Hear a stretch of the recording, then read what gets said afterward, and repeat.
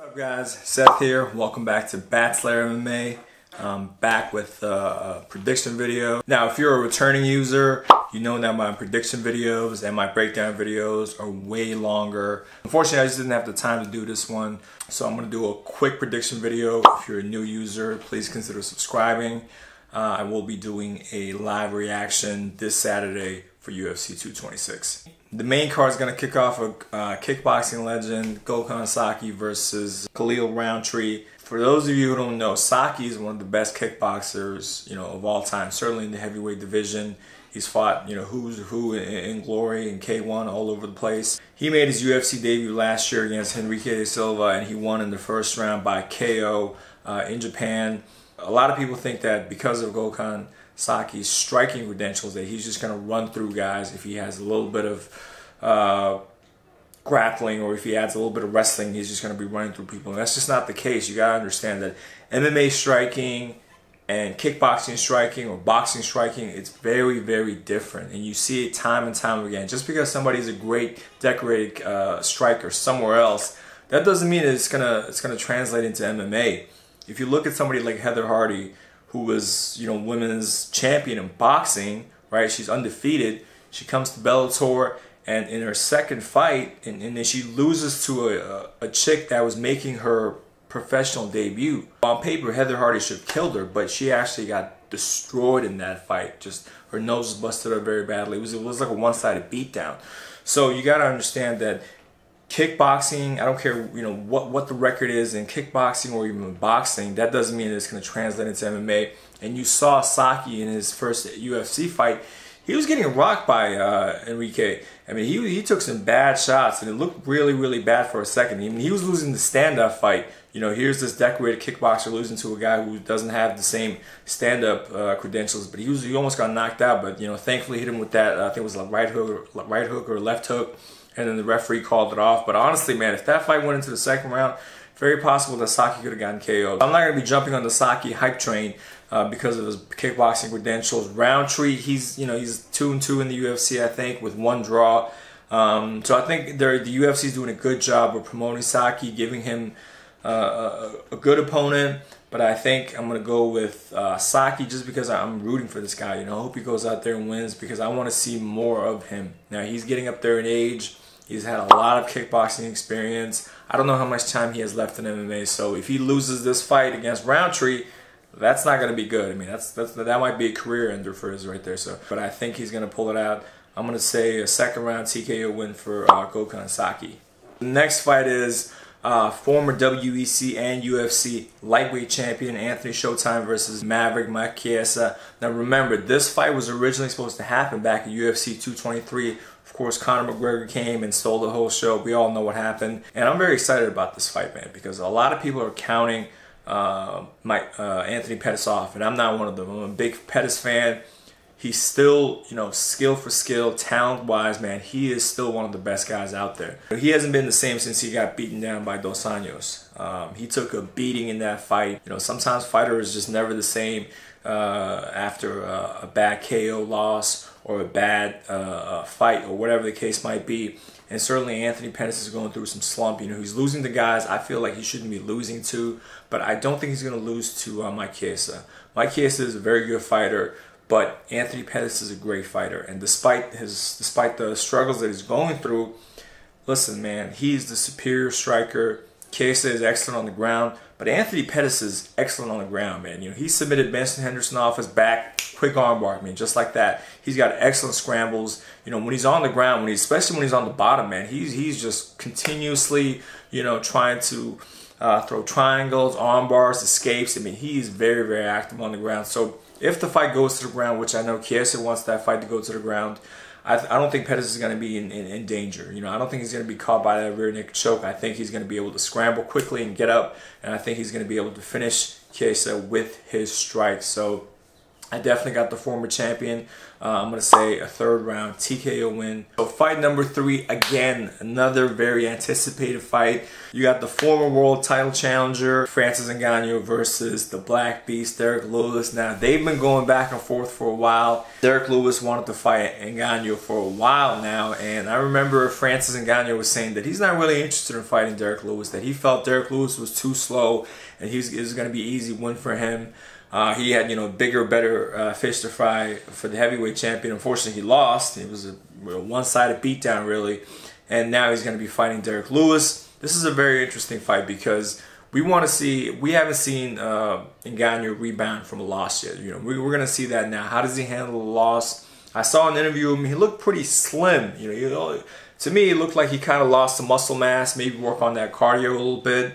So I think he's still a very big dude, but I think he's more focused on his cardio because that was definitely a big factor in that loss to Stipe, because if you don't knock out somebody in the first or second round, the fight's going to go on. What is he going to do? So as far as the Black Beast, he also has cardio issues, man. We've seen him get tired time and again, but they're both similar in a sense that they're both big punchers. They're both big, bad, scary dudes. And also, neither of them really have a very good ground game either, right? They're both primarily strikers, so we expect to see fireworks, but a lot of times, man, fireworks don't happen for whatever reason, right? I do think Ngannou is he's a better athlete. He's definitely more faster. As far as punching power goes, I think they're equivalent. As in, if Ngannou lands a big punch on Derrick Lewis, he can absolutely put him down. I think if Derrick Lewis lands a big punch on Ngannou, you can absolutely put him down. What I'm concerned is, how does Ngannou come back from a loss, right? Mentally, is he gonna have the same confidence? Is he gonna come forward and try to knock Francis Lewis out, or is he gonna be a little bit more hesitant? So I think he's definitely gonna be more hesitant. Definitely gonna look to counter strike Lewis. And I think they're really going to be feeling each other out in the first, round. Definitely. It's going to be a slow first round. But ultimately, I do see Francis Ngannou being the quicker athlete. He's going to be landing the better shots. And he's going to be able to put away Derrick Lewis in the second round. I think a fight that's very similar to this was, Andrei Arlovski, old school Andrei Arlovski versus Tim Sylvia, right? I mean, they're kind of like, Arlovski was this big, strong dude, very fast, quick hands. And then you had Tim Sylvia, who was like this, also a big dude who got bigger punches, but not as fast. So the co-main event, you got Max Blessed Holloway versus T-City Brian Ortega. Ortega coming off that huge knockout win over Frankie Edgar. Nobody saw that coming. I didn't see that coming. One thing to consider is that, Frankie Edgar has been in wars, okay, since the beginning of his career. This dude's been in wars with Jose. Although he fought him twice, he fought Ray Maynard 3 times, the last 2 being a complete war. Benson Henderson, he took a lot of damage, man. So the fact that he got knocked out by Ortega doesn't mean that Ortega has this incredible power. It just means that, listen, his time was up, basically. Somebody was going to knock out Frankie Edgar with the way that he was fighting, and it happened to be Ortega. Could Ortega do this 3 years ago? I don't think so, but still, to be able to finish Frankie Edgar like that, I give him high props. Obviously, Ortega, Triangle City, I mean, he's a jiu-jitsu guy for sure. His striking is very, very good, but it's not on the same level as Max Holloway. Okay, we are truly in the blessed era right now. This guy, since he lost to Conor McGregor, he has been on a tear. Brian Ortega beat Cub Swanson. Well, so did Max Holloway. Brian Ortega defeated Frankie Edgar. Well, Max Holloway beat the guy who beat Frankie Edgar. So if you want to compare resumes, Max Holloway has been fighting, much better guys, and he's been finishing them. He's been outclassing guys like Ricardo Lamas. So I think in this fight, man, you got to go with Max Holloway. Right now, like I said, we are in the blessed era, man. This guy's just on another level. And like I said before, I think the only guy who can beat Max Holloway at 145 is Conor McGregor. Okay, I mean, size for size, skill for skill. I think that's a fight that I want to see at 145. But I highly doubt Conor's ever going to go back down to 145. But I would love to see that rematch down the line. For, Max Holloway versus Conor McGregor, number 2. But in this fight again, Max Holloway, Ortega, they're both, relatively big and tall for their weight class. Again, the stand-up advantage, I think, obviously goes to Max Holloway. The ground advantage is going to go to Ortega. though I don't see Max Holloway being in huge trouble when he's on the ground. I think he's very, very good on the ground. I think he's going to keep the fight standing. I think he's got excellent cardio. Ortega's got a good cardio too. I ultimately see a decision, you know, a 5-round decision in this case. I mean, and that's how much respect I have for Ortega, because I don't think he's going to get finished. I think he's definitely going to go the distance, but I do see at least 3 or 4 rounds to 1 for Max Holloway. Main event.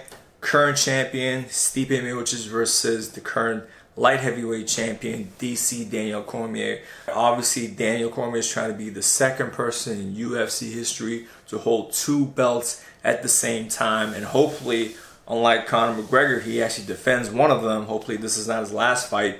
But a lot of people haven't seen Daniel Cormier back when he was in Strikeforce. You know, when he was a heavyweight and he was running through guys. Keep in mind, Daniel Cormier has never lost at heavyweight, ever. Not only that, he has never lost a round when he was a heavyweight. I think the only time he lost a round was maybe when he was fighting against Josh Barnett, and one judge gave Barnett 1 round.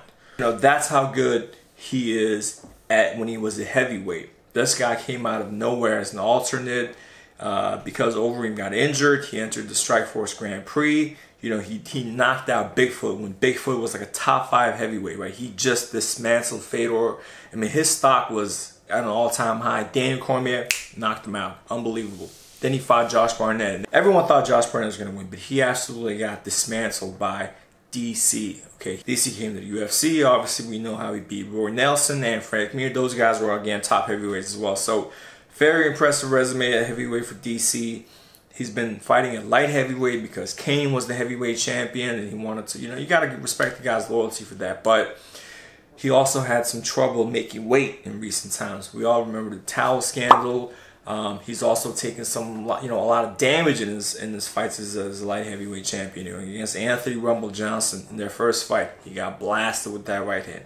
Even in their second fight, he took some big shots. Gustafsson almost knocked him out with a knee. John Jones did knock him out with that high kick.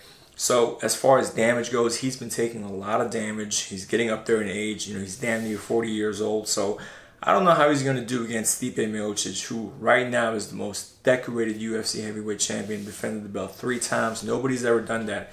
And that's pretty impressive considering that the UFC heavyweight division is the oldest division, right? It was established before any of the other divisions. So the fact that nobody's able to defend the belt three times should tell you something, man. These guys hit hard. They got small gloves. It's very, very difficult to keep this going. But he's done that 3 times. He's about to do it the 4th time against DC. Now, as far as prediction goes, you got to give the wrestling advantage to DC. He's an Olympian, even though Stipe is also a Division I wrestler himself. The striking, DC is a very good striker, man. But you know, Stipe Miocic, look at his knockouts. I think he won, except for the last one against Ngannou. Like, you know, he knocked out Dos Santos, he knocked out Verdum, he knocked out Arlovsky. He's been knocking dudes out left, right, and center. He knocked out Overeem. So if you want to take a look at striking, you're going to have to give that advantage to DC. I mean, I'm sorry, to Stipe. But, you know, one thing is how the pace of the fight's going to go. You know, how is DC going to fight?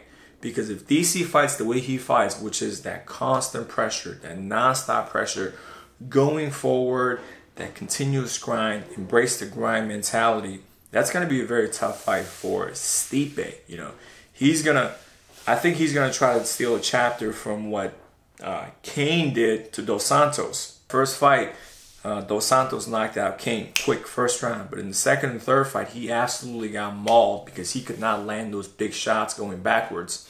And Kane was able to just put him against the fence, grind him, and just beat him down badly. And I think that's how DC's going to try to do this fight, right? He's going to put him against the fence, dirty box, non-stop pressure, absolutely no break.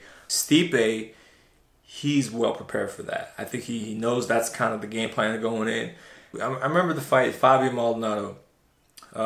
He took a short notice. He stepped it on short notice and he fought Stipe, and he got knocked out quick. And Fabio Maldonado's chin is legendary. You know, I mean, he fought who's who in the light heavyweight division. I remember what his fight against Glover Teixeira, where Teixeira nearly like murdered the guy, but he couldn't knock him out. right? That's how tough this guy is. And then he came to fight Stipe, and Stipe knocked him out quick. You know, the difference, the punching power between heavyweight and light heavyweight are two different things. Even though those guys are walking around the same weight as Stipe. You know, Stipe is not a very big guy, like 240. John Jones walking around like 230, you know what I mean? So 10-pound difference, 15-pound difference, but it makes a huge difference when it comes to punching power. Stipe, again, knocked the guy out quick. So I think in this fight, Daniel is definitely going to feel the power of Stipe. And I think just everything, man. All the damage that he's taken. I think the fact that he's getting up there in age. And I think right now it is Stipe's time. And I think Stipe is going to be able to land that shot and put away Cormier. I'm gonna say inside 3 rounds. I'm gonna say round 3 he's gonna be able to put away Cormier in round 3. Although Cormier, I think, is the better fighter. Honestly, I think he is more talented than Stipe. I think honestly, if this fight was a few years ago, right? Let's say before he got knocked out by Jones, before he fought Gustafsson, you know, if that Daniel Cormier fought Stipe, I'm gonna have to give it to Daniel Cormier. But I think right now, Stipe is going to come out with the victory. Alright guys, thank you so much for watching. If you're new to the channel, please consider subscribing. If you're a returning user, know that I'm going to be posting prediction videos, breakdown videos, how I usually do it with stats, a lot longer. But this was just a quick video. Let me know in the comment section, who do you got for the main event? You got DC, is he going to be the only second to Conor McGregor, the guy to win 2 belts and hold it at the same time? And also let me know who's going to win in the co-main event. You know, are we in the Blessed era, or is Brian Ortega the new guy that's going to come in there and take the belt away from him?